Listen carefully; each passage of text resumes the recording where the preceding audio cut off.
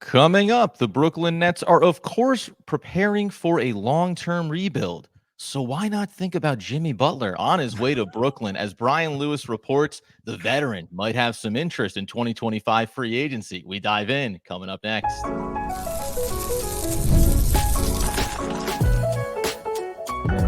You are Locked On Nets, your daily Brooklyn Nets podcast. Part of the Locked On Podcast Network, your team every day. Yes, my friends, it is the Locked On Nets podcast right here on the Locked On Podcast Network. It's your team, the Brooklyn Nets, every single day. He's Doug Norrie. I'm Adam Marbick. We thank you, as always, for making us your first listen of the day. We're 100% free on all those great platforms. And let you know, now through September 22nd, all FanDuel customers can bet $5 and get 3 weeks free. Trial for the NFL Sunday ticket from YouTube and YouTube TV. Visit FanDuel.com to get started today. And Doug, tongue-in-cheek as it may be, only the Brooklyn Nets would turn around and have a rumor before the season starts about a 35-year-old plus player who could be a big target in 2025. Oh, look, when you're going to have all the cap space in the world, why wouldn't a free agent start throwing out some nice words about your team, especially if they know you got just to have the money to literally have to spend it, or else they just need to give it back to the league. So, like, this is where the Nets are going to be going into next season. So when you hear reports that, like, Jimmy Butler is fond of Brooklyn and, it can't be ruled out that Jimmy Butler could be a Brooklyn Net in 25, 26.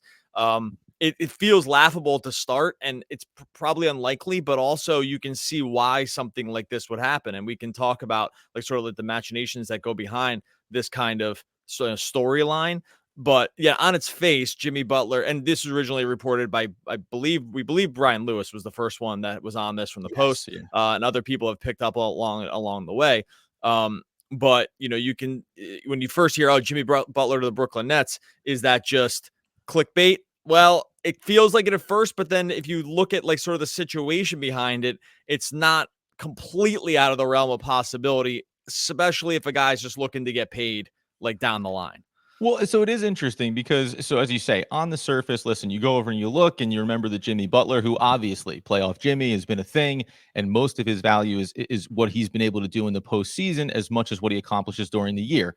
This is a guy who's only played 64 games once over the past 5 seasons, usually averages in the 50s as opposed to in the 60s or 70s during the course of an 82-game season. And he's also, guys, I mentioned at the top, that's going to be 35, 36 years old. This is a player option that he has. And to me, on its face, this was Jimmy Butler looking around the league, seeing who has money and saying, you know who I'm fond of? The Brooklyn Nets, because I know that they have the money to give me a massive deal if I want it. So I don't want to, trend negative about it. I'll tell you why I wouldn't do it if I was the Brooklyn Nets, but this feels much more driven by Jimmy Butler trying to set the table for teams to be attractive landing spots for him as opposed to the other way around.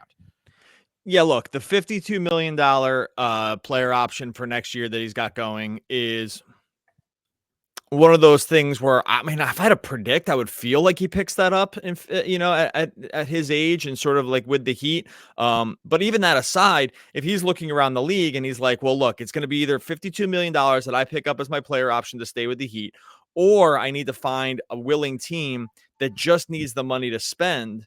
Yeah. And maybe they could use a face of the franchise for a few years, and I can kind of, kick back. And if championships aren't going to be, there's a lot of other championships aren't going to be on the table otherwise, and I just want to get paid. This would be sort of the softest landing spot, because remember, if you look at the Nets, it's funny too, because some of these things are going to change, but right now, the only money the Nets have on the books next year is $25 million to Claxton, 20.5 to Cam Johnson. He might get traded.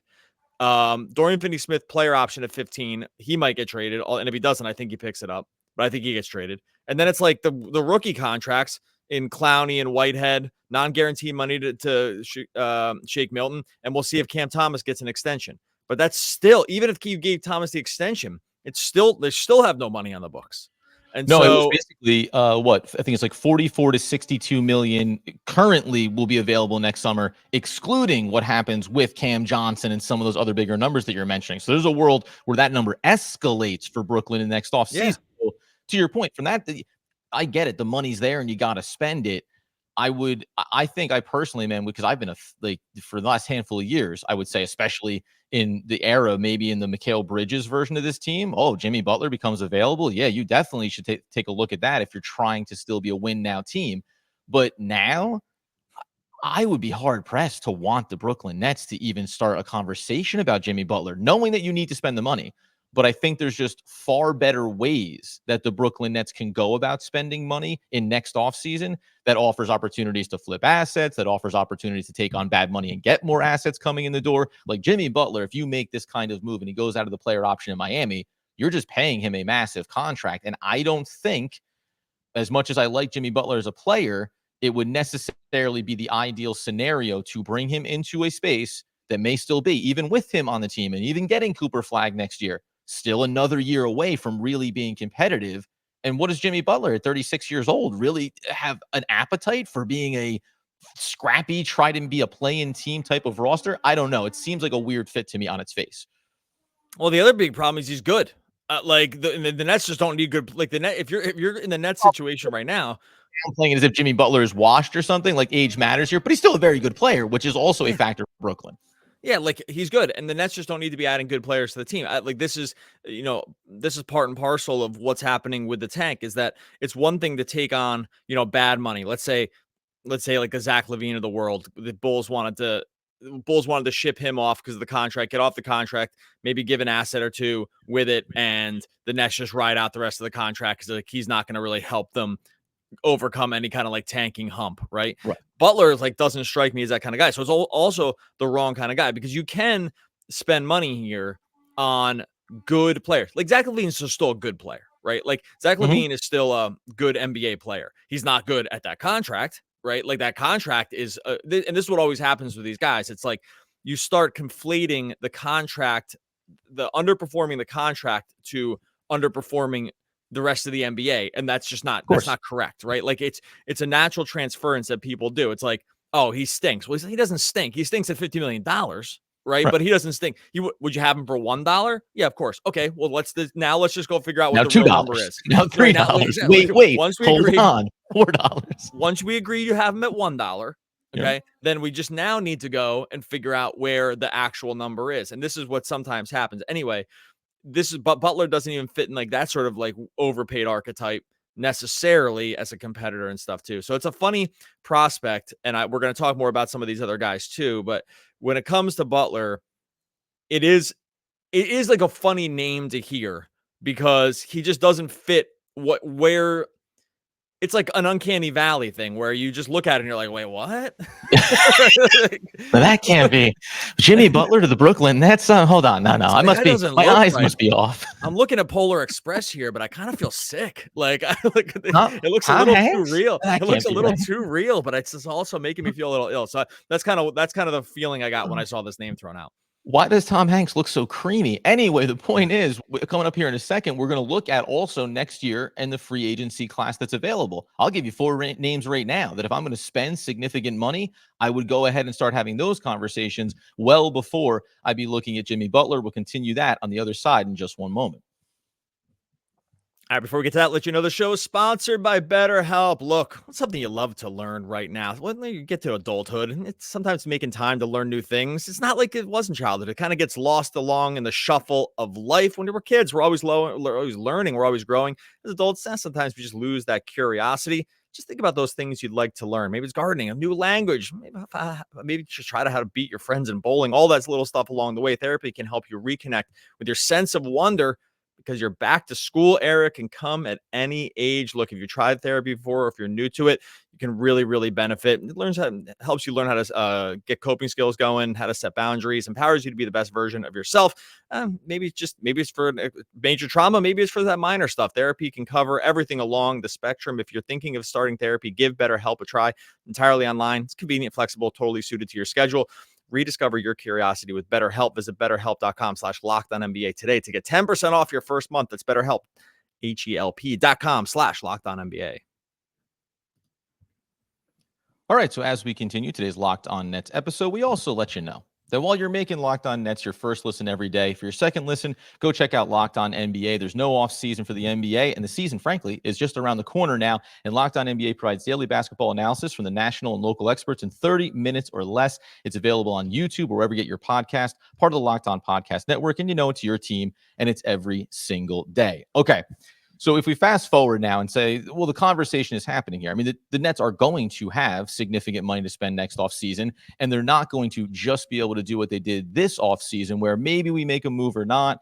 You understand, once Ben Simmons' money comes off, you're going to need to get to that cap threshold floor, and you're going to want to try to identify talent that's worthy of bringing in. So we talk about, listen, I'm going to take LeBron James off the table, although who knows? You want to spend some money? Maybe have a conversation. It is Jimmy Butler coming up there near the top of the list with player options. Other guys would be Rudy Gobert, old friends, Kyrie Irving, and James Harden. But then you get into Brendan Ingram, Chris Middleton. I think it's just interesting objectively from an NBA level based on what happens with Milwaukee this upcoming season. Julius Randle and John Collins. Those are all guys that are on player options that are all potentially going to come off of it. I'm taking James Harden and Kyrie Irving out of the mix here. But guys like Brendan Ingram, Julius Randle, and John Collins, who's going to be going on 28 years old, those are guys that if we're talking about spending big money on players that are talented, I'm going to look to them first, because the needle move on bringing in one very talented player out of this group, yeah, it could hurt you. But if I need to spend the money, I'm at least going to do it on a guy that I think over the next 2 and 3 years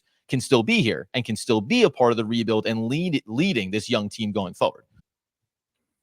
Yeah, and I know like Nets fans are going to hear those names and not get too excited. And it's like kind of not the point, right? The point isn't to think about building around Brandon Ingram. The point isn't to think about building around John Collins or Gobert or guys like this who are probably unlikely to come in the door. But you're reading the guy. You're letting us know who the free agents are. I mean, this free agent list is also.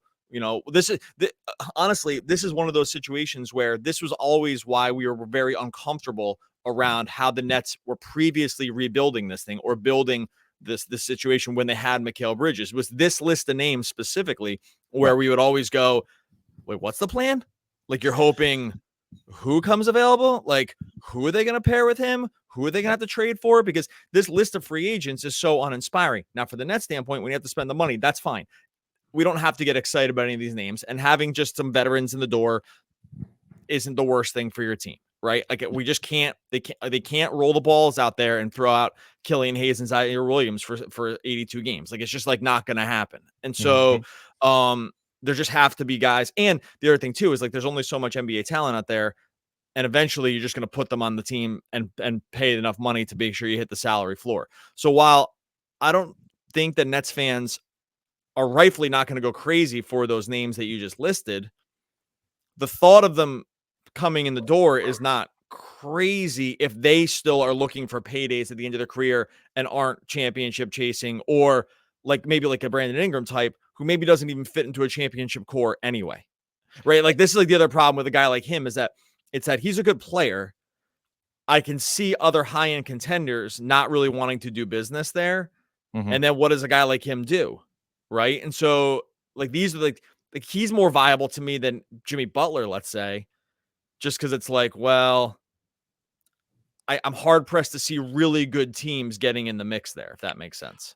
Yeah, well, and it's funny too. So one clarification, Brendan Ingram, I was listing off guys that have player options and could go to market and look for bigger contracts elsewhere. Ingram is an unrestricted free agent. The Pelicans do hold the bird rights to him as well. So there's a little wrinkle there. But to your point, I think this then goes back to Jimmy Butler and saying, if I'm going to spend money, I don't know if Ingram, if you give him a big contract, is that someone at the deadline of 2025 or the following season teams are really clamoring to come and get from you?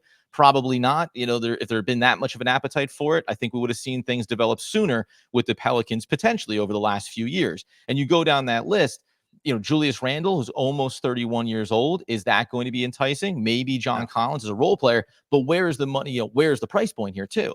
Because on the one hand, if the Nets need to spend the money, okay, fine, we can overpay. We have nothing but cap space, and that feels cool in the moment until later down the road, teams are looking at it and saying, as we've talked about before, well, now we need to salary match. It's the same problem you're running into even with Cam Johnson right now on the roster. Okay, the number is cap friendly, but it still requires $20 to $25 million to be coming off the books elsewhere. So it's not like you can just jettison these guys. And the new CBA, as we've talked about before as well, makes it more restrictive. And it makes teams more calculated about where they're willing to spend their money and how quickly they're willing to go out and grab a player to put onto a roster like this. So there's also, by the way, a list of players that are unrestricted free agents purely, because that list was mostly player option guys.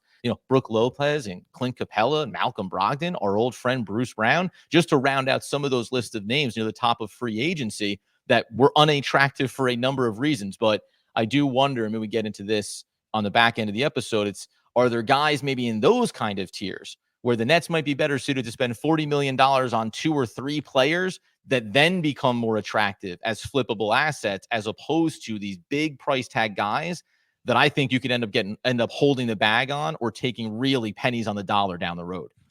And look, you make a great point about the Cam Johnson thing, right? About like the salary matching. And we're watching this play out in free agency too, especially as these guys get a little bit older and they're looking for a little bit more money. I mean, look at the free agency this year. Lonnie Walker, who had a good year with the Nets. Yeah. Just basically signed for nothing with the Celtics. I mean, great signing by the Celtics. Like, talk about a guy who, if he stays healthy, is like perfect to come off the bench for them. It's like, and then you look at Tyus Jones, Gary Trent, these other like middling, but clear NBA rotation guys, clear NBA starters, right? But like they can't get paid at all. And so, and I know I'm sure this is why Cam Johnson and DFS are not being traded right now, is because they're like, we're going to send back money and picks. Come on. Like, what are we talking about here? Like, we talk about this ad nauseum. If you listen to the show a lot, we talk about this all the time. So the thought of adding the next tier up from these guys, like a Butler, like an Ingram, like that's a scary proposition, because you're probably signing up to have those guys be on the books for the entirety of the contract. Yeah. Like you're not losing them at that point. Like they are going to be on the team. And that's why I think the Nets are going to be really hesitant to do anything like that, because where are these guys going to go? These guys are not getting traded in these days. Sidebar on Lonnie Walker. Speaking of a guy who everywhere that you've kind of seen him always seems to offer value, like is a talented player. Now I know when I say this number, you'll go, I would take it. He's made a little north of $21 million in his career. Now he's only in his mid 20s, but this speaks to what you're saying about age players and where we're at in the CBA, but also just how like sometimes guys just kind of get margined out.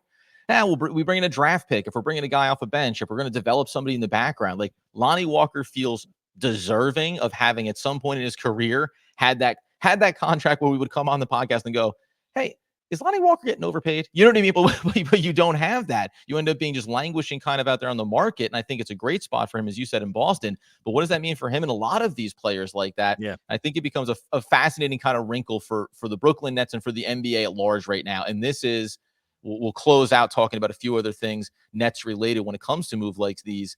But I think it's one of the things that you mentioned as a fear or concern around the CBA and how it's margining out superstar talents, and then everybody else gets the crumbs. And a lot of this offseason, there's been samples like that suggest it's one of the problems the NBA will have to deal with. Coming up here in a second, let's reround back out to Jimmy Butler, our official word on if we want to spend millions of dollars on the veteran next offseason and other options that we think would be better paths for Brooklyn going forward. We'll close out on that coming up next. All right, before we get to that, tell you my friends over at FanDuel. Look, you heard us talk a lot about FanDuel. I've been living a lot of time over on FanDuel with the beginning of the NBA, the NFL season, America's #1 sportsbook. I've got a little something different for you. Now through September 22nd, all FanDuel customers give it $5. You get a 3-week free trial of NFL Sunday Ticket from YouTube and YouTube TV. And you get a YouTube TV base plan. You'll be able to watch every regular season Sunday afternoon out-of-market game. That's what you want to hear. All you need is a Google account. Got those. And a current form of payment. Hopefully you got that too. And you can cancel any time. You're not going to find a better deal than this. Like I said, up to September 22nd, you're going to get that 3-week free trial of NFL Sunday Ticket. You just got to bet $5. Visit FanDuel.com right now. Download America's #1 sportsbook.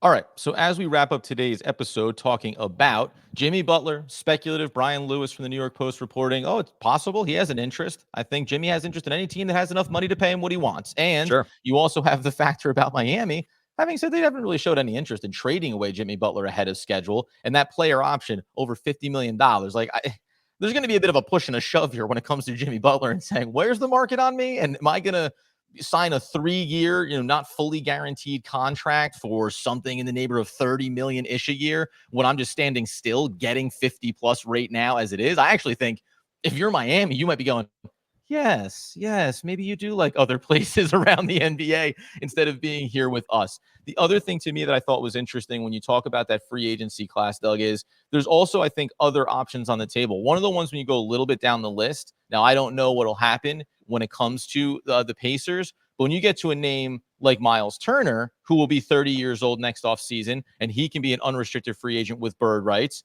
Now, that's a name that I might, if I'm just picking out names that make a little more sense, I look at that and go, oh, if I'm going to give a bit of a big contract and maybe feel like I can turn him around over the next 2 years, yeah, I'll give whatever the number looks like. $40 million, apples to apples of the Ben Simmons money right now, because I feel like I can do something with that down the road. That's a more attractive path for me for Brooklyn.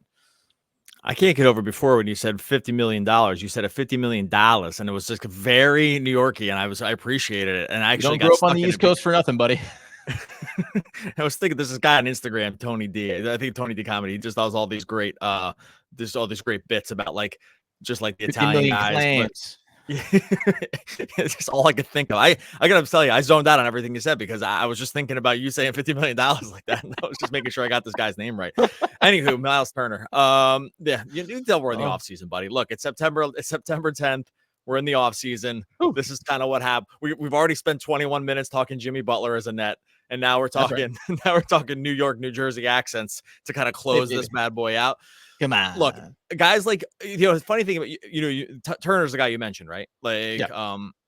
So legitimately, Doug, blacked out to everything else that was said after Dallas. I was focused on something. It was just not exactly what you were saying. It was like trying to make sure I could line up the accent that you used. So it had to do with it had to do with you. It just didn't have to do with what exactly was coming out of your mouth. Other things that were coming out of your mouth. No, I was listening. It's funny. I saw a thing about Miles Turner the other day because everyone, I'm so bad at this. I need to remember this, but I didn't think we were going to talk about this in the podcast. But someone was like, "Oh, if you could just give Zion a stretch 5, he'd be great." It's like, yeah. There's like 3 of those guys in the league and they never leave their teams, right? It's like Miles Turner and like 2 other guys that are stretch 5s. And there's a reason they never leave their team they're on. Cause there's just no guy like that. So he's the guy that he's like the anti-Butler thing. And it's like a championship contender could make a very strong case for him. It's like, hey, we need that. Come playoff time, we're going to need this guy. We're going to need a rim protector. We're going to need a guy who stretches the court. Is he perfect? No. Can he play 35 minutes a game? No. But like, can we see him in playing high-end rotation playoff minutes? Oh, definitely. And Butler's like that too. Miles Turner's like that. Ingram, you're like, I'm not sure. John Collins, maybe. I'm not sure. Right? So there's like a range on these guys about, Julius Randle. Probably, but I don't know. Right? Like, is he out there as a starting 5 on a team in the championships?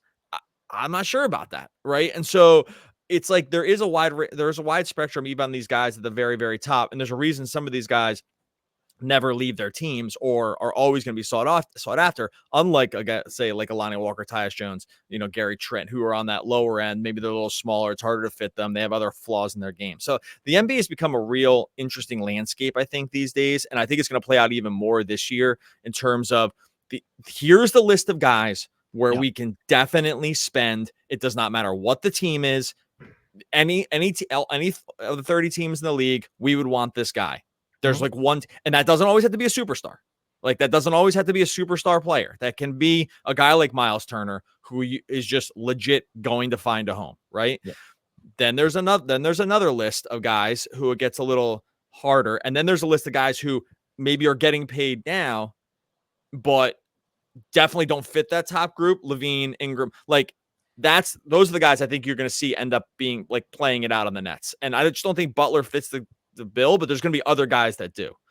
And I think it's interesting too, probably another full episode that we'll get to over the course of the season. Think about it into next off season, because what's actually maybe even more fascinating from Brooklyn's perspective is not that you wouldn't make these decisions next off season when you need to spend the money, but you start to look into 2026 free agency when Fred VanVleet, who has the player option in next off season as well, but Rudy Gobert would be a full unrestricted free agent. Okay, let's not worry about that. maybe SGA, maybe that kind of matters, that he's going to be walking into unrestricted free agency. You blindly assume that OKC is, of course, going to be doing whatever they need to bring him back. But you start to look another step down the road, a DeAndre Ayton, De'Aaron Fox. Like, there are 2 summers from now that become much more intriguing. And when you dial it back into this year, this is still where I think some of those conversations can have. So rather than look at veteran players or how are the Brooklyn Nets going to spend money, Jimmy Butler, we just need to fill the cap space. I think it's better to look at how do some of these teams perform that over the next 2 seasons have really big, important decisions to make. And if they start to go the wrong way this year, can the Brooklyn Nets do one of 2 things? Hey, maybe take an asset early off your hands because we know we're going to need to fill that space over the next 2 years, or hey, we still have guys like Cam Johnson, like Dorian Finney-Smith, that if you're trying to save something, we have some assets here, even if we're going to sell them at depreciated value. So overall, the Nets are in a really good spot when it comes to this. There are plenty of ways they can spend the money. There'll be no limit for options in terms of how they can make sure they get to the salary cap floor, and they'll be in a position to let the league and let some of these teams dictate, how are we feeling? How did our early season go? What do we look like at the trade deadline this year? How do we feel next off season? And just be in that position to be collecting assets, taking on bad money, and finding a way to continue to build going forward. Because as optimistic as we are about what it's going to look like going to next year's draft class, if Sean Marks is worth his weight as a GM, he needs to be safeguarding against, well, what if we get the 3rd pick or the 4th pick? What if it's just not our number one pure option that we wanted to accomplish? How do we make sure we continue to build with all of the draft assets that we have over the next 5 to 30 years? And again, just to reiterate what we said before, is that like this is when we look at this list of names and we see how the NBA is starting to take shape. This is exactly why the Nets did the right thing. Yep. This is exactly why. Like this whole episode, and we'll do multiple other episodes about other guys. And you heard what we said about the draft class. Yeah, like this all confirms. Is it going to be a tough year? It's going to be tough. 82 games of pain here, like for sure. Like it's not going to be. There's going to be not exciting 82 games on the court for the whole season. There's going to be stuff that we're going to pull out, and there's going to be stuff that we're going to like see, and we're going to like threads we're going to be able to grab. It's going to be tough 82. But on a high level macro look at the league, and when we go through who these free agents are, when we look at the guys available, when we look at who you could spend on, it's like so clear. And then you look how good some of these teams already are, like the Celtics, like OKC, right? Yep. These teams that are already Minnesota to some degree, like these teams that are all Denver, who's probably, there's these teams that you just would be hard pressed to ever contend with anyway. I mean, Celtics specifically, but when you look at that and you just take a holistic view of the NBA, it's like, oh, they did the right thing. Thank goodness. We'd be having such a different conversation here if it was like, maybe Jimmy Butler plus McHale gets us to the 2nd round. I don't know if everyone stays healthy, right? Like that. Like, could you imagine the difference in talk in just how we'd be talking about this thing? It would just be so different. So I think these kind of episodes are always good reminders that the Nets and Sean Marks finally, thankfully, did the right thing and I'm pulling the plug here, because it would be just such a different / worse story if that wasn't the case. All right, we're gonna get out of here. Make sure. I'm not going to let Adam jump back in there. It's just this is time to close it out. He starts saying Dallas. He's just saying Dallas again. We said the same thing. that was Bills, y'all. Make sure you subscribe to Locked On Nets over on YouTube. Make sure you subscribe wherever you listen to podcasts. Totally free for you. Really helps us. Look, 82 games of pain doesn't matter. We're going to be here all 82 games worth the whole season long. Subscribe wherever you listen. Locked On Nets. Oh, you should never doubt what nobody is sure about. Now that is Bill Wonka, a.k.a. Genie Wilder. Oh. Did he die? Did he die? Oh, yeah. He passed away a handful of years ago. Great documentary about him, though. You can go find it. It's a lovely watch. I'll take your word for it. R.I.P. He'll be missed. One of the all-time great poets. We will be back again tomorrow talking more Brooklyn Nets basketball. Basketball.